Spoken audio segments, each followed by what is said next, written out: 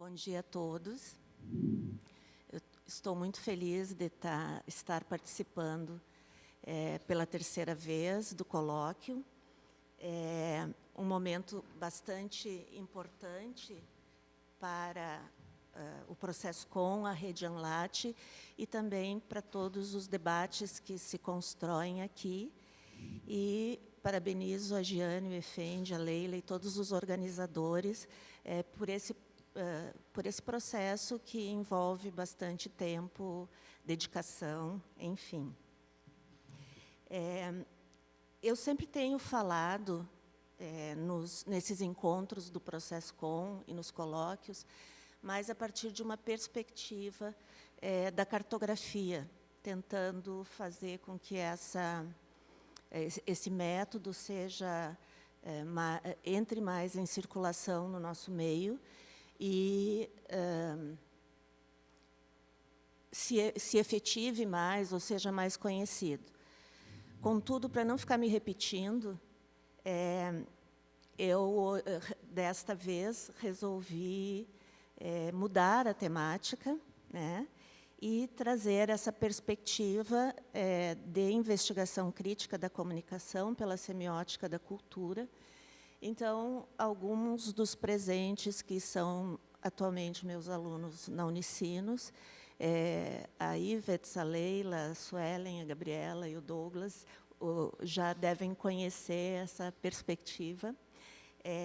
Mas eu acho que ela é muito importante, sobretudo porque ela vem de uma vertente teórica que é pouco conhecida por nós, e que é a vertente da semiótica da cultura, que não é muito conhecida. Essa semiótica da cultura vem de uma vertente russa, ainda não, Júnior? Não. Vem de uma vertente russa, de semioticistas russos, que nos anos 60 se reuniam em escolas de verão para discutir questões de semiótica. E esse grupo era composto por pesquisadores, mas também por artistas, por poetas e por críticos, constituindo um grupo bastante heterogêneo para pensar as questões da semiótica, da comunicação, e, sobretudo, da cultura.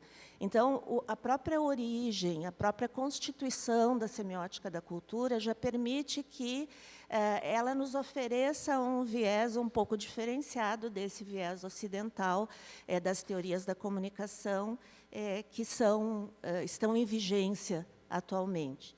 Isso não quer dizer que seja uma grande descoberta, mas é apenas um outro olhar sobre essa perspectiva. Então, sendo um colóquio de investigação crítica, eu justamente tentei trazer da semiótica da cultura aspectos que nos ajudam a pensar a comunicação e que, portanto, têm uma perspectiva, assim como a escola de Tartu Moscou, que é a da semiótica da cultura, buscava uma visão, um olhar crítico sobre os objetos da cultura e também uma tentativa de trazer elementos para se pensar os objetos da comunicação e da cultura, tendo elementos para fazer uma leitura desse material. A Irene Machado usa a expressão para ter uma alfabetização para a leitura da cultura. Não sei se é o melhor termo, como me chamou a atenção a Leila, né, porque a alfabetização para nós tem uma conotação meio rígida, mas, então, essa perspectiva de oferecer elementos para se pensar a comunicação, a cultura e a informação. Então, a semiótica vai construir uma inter-relação com a comunicação que pode ser muito profícua e se constitui por meio da linguagem e do processo de significação. Obviamente, eu parto do pressuposto que não há comunicação sem processos de significação, sem linguagem e, portanto, sem semiótica. Mas, mesmo que esses teóricos se reunindo em escolas de verão com diferentes perfis de sujeitos e diferentes modos de pensar, eles tinham muito mais a ideia de um diálogo para entender as suas reflexões, para entender os seus pensamentos, do que propriamente constituir uma teoria. Mas, com o passar do tempo, esses diversos sujeitos entenderam que eles precisavam ter uma linguagem própria e construíram a sua metalinguagem, que vem com termos como semiosfera, fronteira, texto, que já é próprio da semiótica, sistemas modelizantes, entre outros. É claro que eu não vou aprofundar todos aqui com vocês. O estudioso que mais se destacou da semiótica da cultura foi o Yuri Lotman, que continuou publicando até 1992, quando morreu, e a sua obra circulou mais, mas também a obra da semiótica da cultura pouco chega até nós, porque são poucos os livros traduzidos para o português. A maioria das obras que a gente encontra, as edições estão esgotadas, e elas são em espanhol ou então em alemão, já que a sua origem é o russo. Então, as lâminas que seguem vão fazer uma recuperação de alguns elementos que levam a essa perspectiva de investigação crítica, ou como potencial crítico para se pensar a comunicação. Antes disso, eu cito uma frase de uma das estudiosas do Lotman, Laura Gerloni, que diz que, para Lotman, os caminhos perdidos, ou seja, da marginalidade, têm um valor nitidamente redentor. Apaixonado pelo que é criativamente contraditório e complexo, ele compreende, em suas últimas obras, a adoção de um pensamento menos sistemático e mais atento às armadilhas de uma visão determinística e unilinear. Valores particularmente caros ao culturólogo russo são aqueles da liberdade e da tomada de consciência e da responsabilidade pessoal. A semiótica da cultura, ela é basicamente uma teoria de caráter aplicado.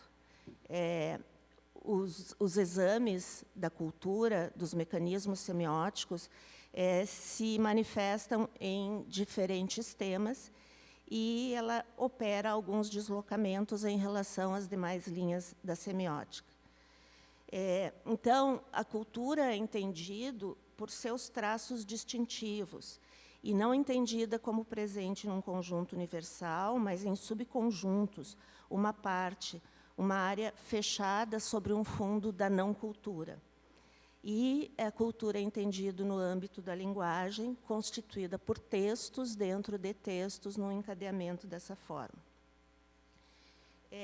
Então, na semiótica da cultura, o que se sobressai é o modo de pensar a comunicação. Lotman viveu num momento em que operava a cibercultura, em que o modelo matemático do Shannon de teoria da comunicação também imperava, e ele começa a refletir sobre isso, apesar de, nos seus primeiros tempos, ser bastante influenciado pela teoria matemática, pela cibernética, que estavam em evolução no momento. Para ele, esse primeiro esquema da semiótica, da teoria da comunicação, desculpa, de emissor, mensagem e receptor, é o modelo de comunicação ideal, porém monolinguístico e matemático, que não se realiza, que só se realiza idealmente, mas não se realiza quando efetivamente se vai proceder à comunicação. Porque, para ele, emissor e receptor teriam que ter o mesmo volume de códigos, e esses códigos só poderiam ser artificiais, se fossem os mesmos volumes, e o mesmo volume de memória. Então, há uma dificuldade inicial para que esse modo de comunicação se resolva. Então, esse modelo de comunicação monolinguístico, ele pode operar também sobre o retorno do receptor para o emissor, mas ele se constitui numa relação com a inteligência lógica, com a inteligência artificial, se configura como uma comunicação ideal própria de operações algorítmicas. Então, não é um modelo que possa ser constituído ou possa ser pensado a partir de sujeitos humanos, claro.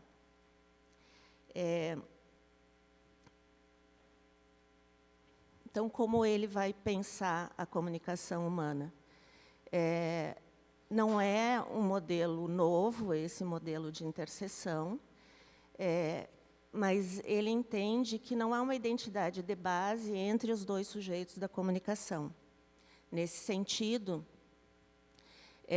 existe um espaço de intersecção entre esses sujeitos, e é nesse espaço de intersecção que existe o compartilhamento de códigos que permitem uma comunicação, porque os dois compartilham esses códigos e essas linguagens, obviamente, e existe também aí uma inteligência racional e os mecanismos próprios da comunicação e da memória, e que são capazes, na complementação desse modelo de criação de novos códigos. É importante ficar atento, claro, o Lochtmann ele não coloca o sujeito no centro da reflexão sobre a semiótica, mas, para explicar esse modelo, ele coloca como o sujeito A e o sujeito B. Eles possuem um espaço de intersecção, mas o mais importante é que eles possuem espaços de não intersecção. E é nesses espaços de não intersecção que está a potencialidade daquilo que ele entende como uma comunicação criativa.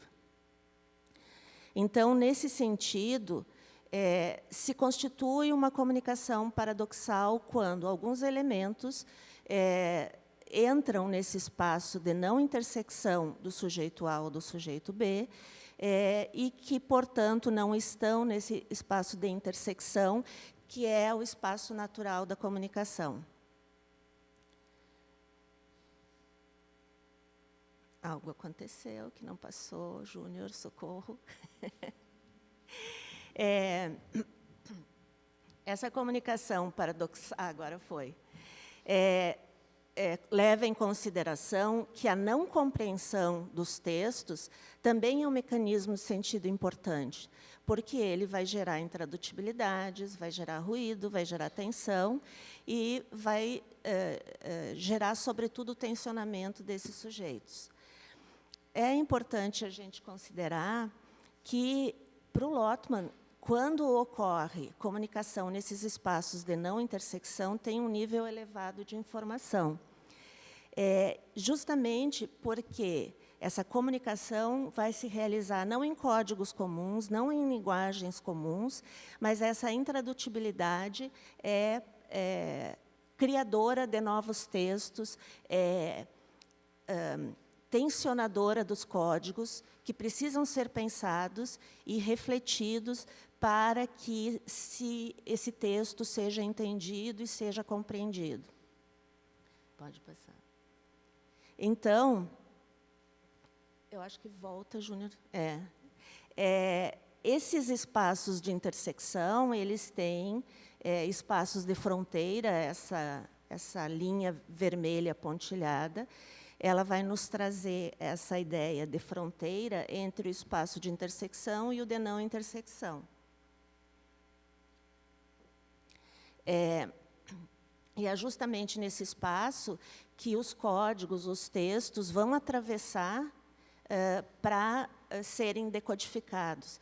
Então, esse processo está sempre em movimento. Elementos do espaço A passam para a intersecção, ou elementos do espaço A passam para o espaço B, e vice-versa.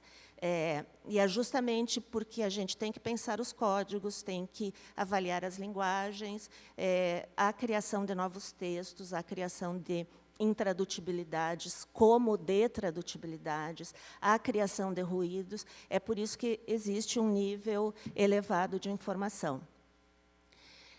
Então, se a semiótica trabalha com textos, o Lotman entende que os espaços semióticos, e, portanto, da cultura e também da comunicação, eles vão ser constituídos de vários textos, que, dentro desses textos, vão ter diversos estados, com diversas velocidades, que vão atuar de maneira diferenciada.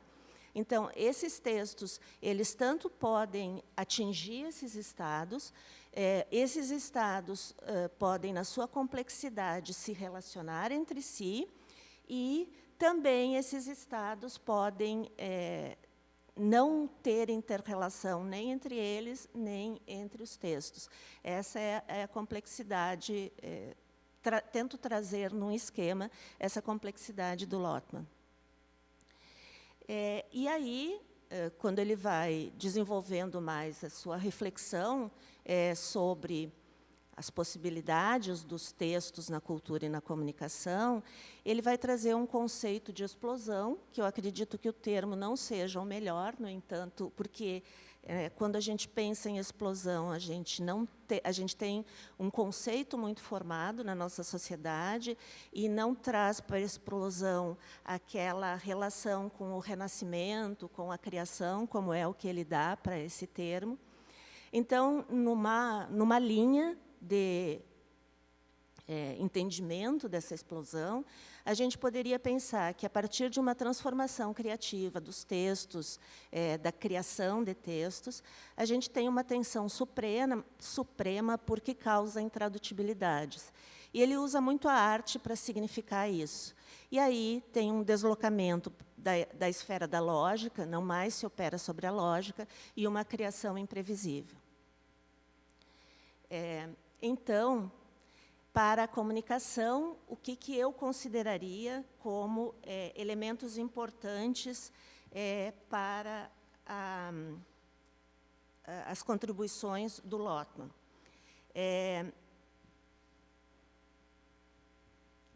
Eu acho que é melhor eu ler, por isso eu estou procurando aqui. Ele diz que o valor do diálogo não está nas partes que se interseccionam, mas na transmissão. Tu pode completar essa lâmina, Júnior? O valor do diálogo não está nas partes que se interseccionam, mas na transmissão de informação entre as partes que não se interseccionam. Quanto mais difícil e mais inadequada a tradução de uma parte não interseccionada do espaço à língua da outra, mais preciosa se torna nas relações informacionais e sociais o fato da comunicação paradoxal. Isso é uma citação do próprio Lotman. Então, é justamente o modelo da intersecção que suscita a noção de tensão como forças que se opõem, ao mesmo tempo em que surge a intersecção de espaços em que a tradução das informações será relativamente fácil, também mostra disposição para a intersecção de duas tendências contrárias e, por consequência, a ampliação da diferença. Nessa perspectiva, o conceito de tensão está impregnado de certa resistência de forças imposta por um espaço ao outro que gera indeterminação de sentidos. Nesta via, entendemos que o processo comunicacional se enriquece pelos tensionamentos que vão se formando nos espaços de não intersecção e, desta maneira, se constituem como ambientes de criação e de novidade. Esses movimentos paradoxais que operam sobre a possibilidade da intradutibilidade vão compondo diferentes tramas de sentido, porque necessitam ser codificadas e decodificadas a cada vez. A semiotização propulsiona movimentos e mutações nos sistemas que envolve, se realiza com mais potências na fronteira da semiosfera e, igualmente, nas partes não interseccionadas do modelo de comunicação. A comunicação, então, vai construindo os seus movimentos em duas direções, o da previsibilidade e o da imprevisibilidade. Ambas estimulam-se reciprocamente, relacionam-se de forma dinâmica e por sucessão e por simultaneidade de vários estados. Seu funcionamento recíproco, mas igualmente consolidado na oposição, provoca, respectivamente, a estabilização e a desestabilização, Essa última é definida como uma linha de desenvolvimento que salta para uma nova linha imprevisível e mais complexa. Então, para Lotman, a explosão carrega a noção de transgressão possível, de comportamento atípico, e é o momento em que o sentido tensiona a previsibilidade e rompe na criação de algo que não estava determinado. Ela carrega, igualmente, questões relativas à temporalidade. Se dá na intersecção de passado e futuro. Isso não significa necessariamente o presente e não está associada à cronologia. Para Lotman, a explosão é quase atemporal, justamente porque não está ligada à cronologia, mas porque desconsidera a temporalidade e ela pode acontecer em diferentes ritmos de tempo. É claro que a gente tem que considerar que, quando esse novo sentido é traduzido e incorporado aos sistemas modelizantes, aos códigos, eles perdem esse sentido de novidade, de ruptura de sentido, e vão se incorporando, e aí é preciso criar novos fatos de explosão. E, nesse sentido, eu entendo, então, para resumir, que essa constituição, essa inserção do conceito de explosão na comunicação é justamente o que vai propiciar com que a gente, ao criar textos novos, construa uma forma de resistência ao que está dado, ao que está sistematizado, ao que está amplamente codificado e que, muitas vezes, a que a gente está submetido. Obrigada. Bom dia a todos e a todas. Nízia, bom, primeiro, gostei muito dessa recuperação do pensamento dessa escola, que eu tenho pouco conhecimento, mas, assim, pela tua fala e também por algumas outras falas que tu já fez, consigo ver, assim, uma potencialidade muito interessante, muito produtiva para pensar vários fenômenos da comunicação, né? Entender questões aí que envolvem, acho que principalmente essas, vamos dizer assim, zonas de fronteira, né? Onde pode haver explosões. Mas o que eu fiquei pensando, talvez até pela questão que eu também vou trazer para discutir no colóquio, eu fiquei pensando, e aí é mais uma observação, na potencialidade que essas teorias têm para a gente fazer uma reflexão também epistemológica do encontro entre epistemes distintas, dentro, digamos assim, que é a da ciência, a do pesquisador e a dos sujeitos, quando a gente vai trabalhar com sujeitos em investigação. Porque a gente vai trabalhar com, vamos dizer, culturas ou epistemes diferentes que vão se encontrar, e sempre eu fico pensando, e estava refletindo também para a minha apresentação, o quanto esse encontro ele é produtor, né? Tem que haver um tipo de encontro que possa, de fato, fertilizar uma produção, uma criação de conhecimento que vai se dar não só por uma mente sozinha de um pesquisador, não é essa a nossa ideia de ciência, né?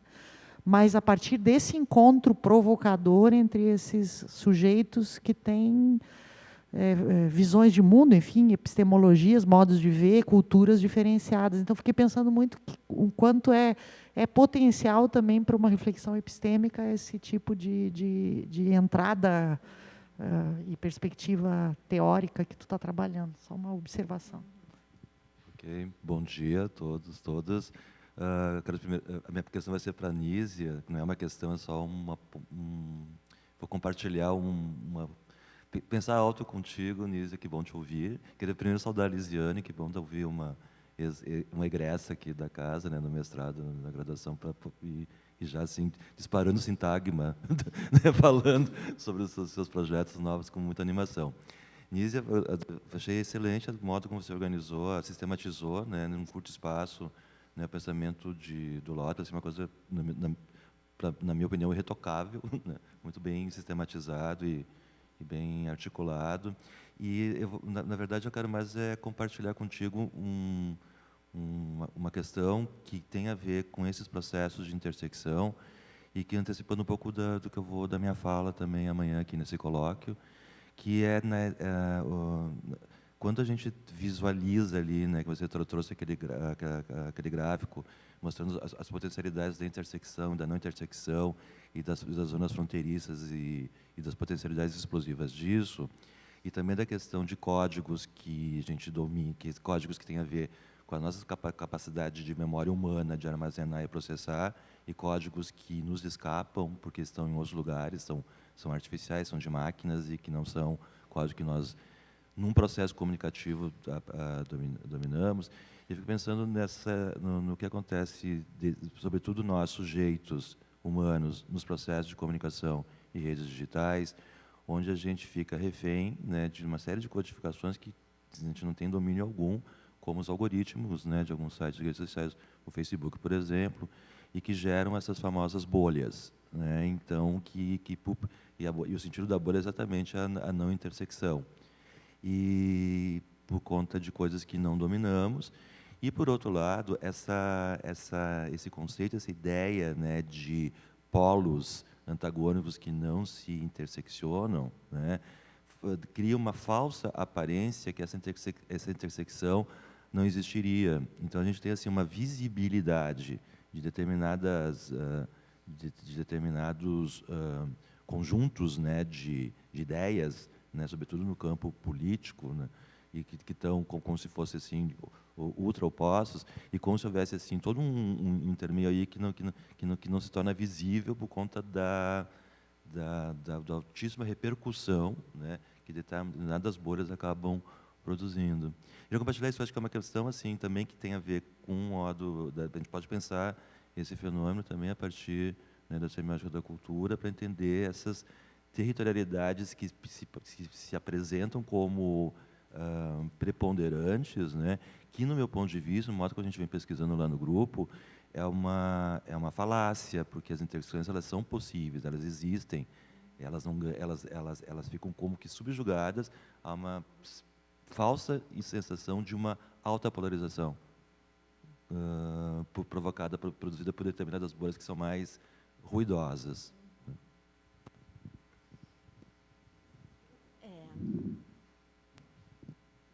Bem, a reflexão do Lotman, ele não é exatamente um teórico da comunicação, né? Ele é da cultura, tentando começar só fazer um pequeno comentário sobre as colocações da Giane e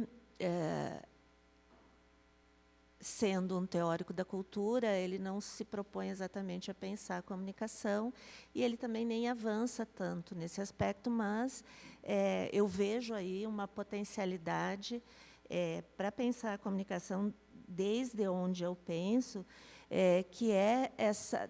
Claro, eu não trouxe todas as lâminas possíveis, mas é a comunicação dessa relação entre o que é periférico e o que é central.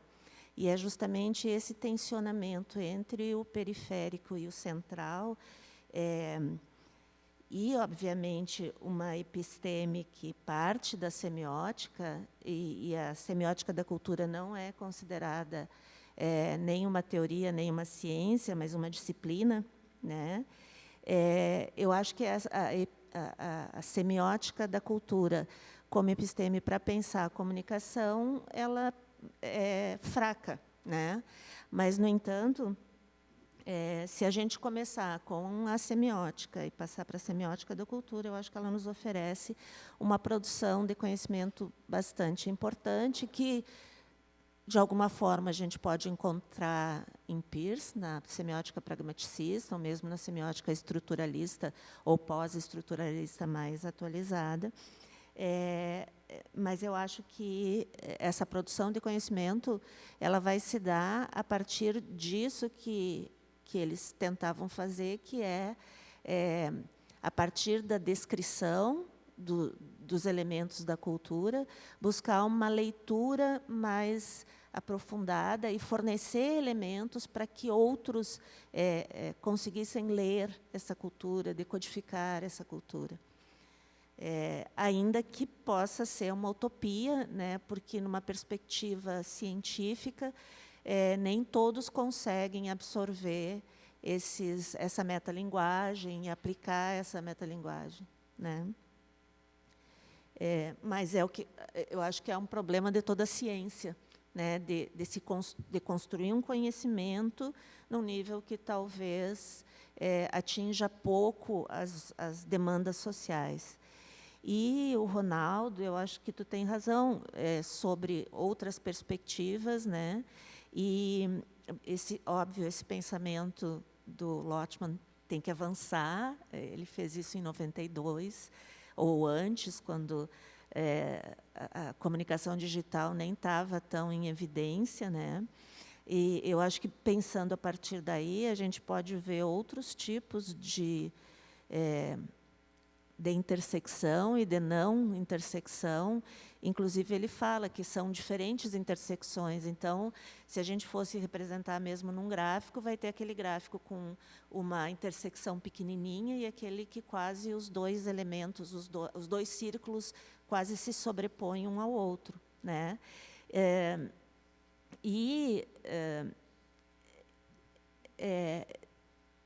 Eu não vejo muito esses polos antagônicos que não interseccionam, porque como o Lotman tem uma visão dinâmica de processos dinâmicos da cultura, é o que tu falou, a comunicação digital ou as outras comunicações, elas podem estar sempre se interseccionando em mais ou em menos possibilidades de decodificação, a partir do momento em que se tensiona as partes de não intersecção, que essas partes de não intersecção conseguem algum tipo de tradutibilidade, os códigos atravessam essa fronteira da intersecção, esse partilhamento comunicativo vai aumentar.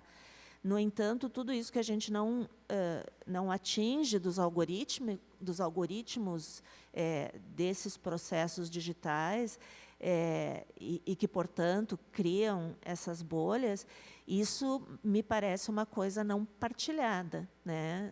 Que, efetivamente, não é possível um conhecimento comum, uma intersecção, portanto, e fica invisibilizado, que eu acho que é o mais interessante desse processo, é essa invisibilidade. Claro, a gente estuda isso, mas para a maioria dos usuários, isso fica invisibilizado e parece, então, que a comunicação acontece, que ela está mais ou menos naturalizada dentro do digital, a partir dessas bolhas, quando não é bem assim. Muito obrigado, Elise. Muito obrigada, professora Anísia, também, pelas apresentações.